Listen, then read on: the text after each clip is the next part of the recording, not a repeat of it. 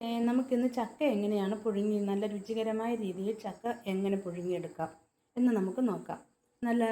ഒരു മുറി ചക്ക വെട്ടിപ്പൊളിച്ച് വെച്ചിട്ടുണ്ട്. ഇനി ഇത് നമുക്ക് കുക്കറിനകത്താണ് വേവിക്കുന്നതെങ്കിൽ 1 ഗ്ലാസ് വെള്ളം ഒഴിച്ച് സ്വല്പം ഉപ്പും ഇട്ട് വേവിച്ചെടുക്കാം. ചക്കയ്ക്ക് അരയ്ക്കാൻ വേണ്ടിയിട്ട് ഞാനൊരു കുറച്ച് തേങ്ങ എടുത്തിട്ടുള്ളൂ. ഒരു മുറി തേങ്ങയുടെ പകുതി പോലും ഇല്ല, അത്ര പകുതി. പിന്നെ നമുക്ക് കറിവേപ്പില കൂടുതൽ വേണം. വെളുത്തുള്ളി, ഒരു കുടം വെളുത്തുള്ളിയുണ്ട്.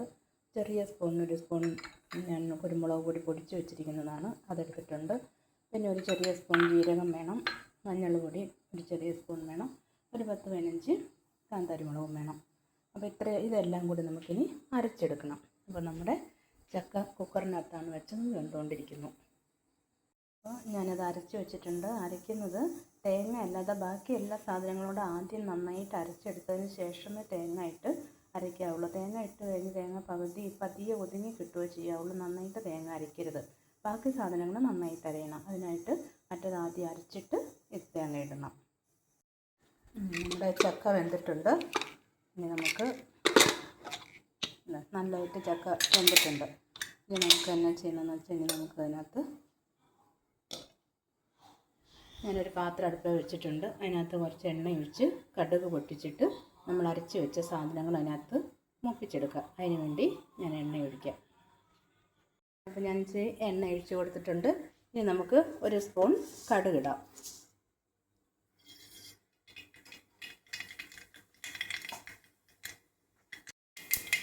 കടുക് നന്നായിട്ട് പൊട്ടിക്കഴിഞ്ഞതിന് ശേഷം ഞാൻ കുറച്ച് 2-3 ചുവന്ന ഉള്ളി, ചെറിയ ഉള്ളിയും കറിവേപ്പിലയും കൂടി വെച്ചിട്ടുണ്ട്. ഇത് ഇതിനകത്തിട്ട് മൂപ്പിച്ചെടുക്കണം.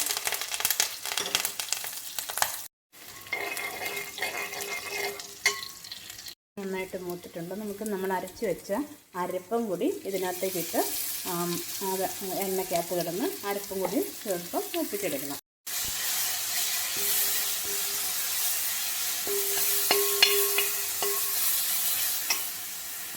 നമുക്ക് ഇത് ചക്കയിട്ട് ഇളക്കിയെടുക്കാം കേട്ടോ.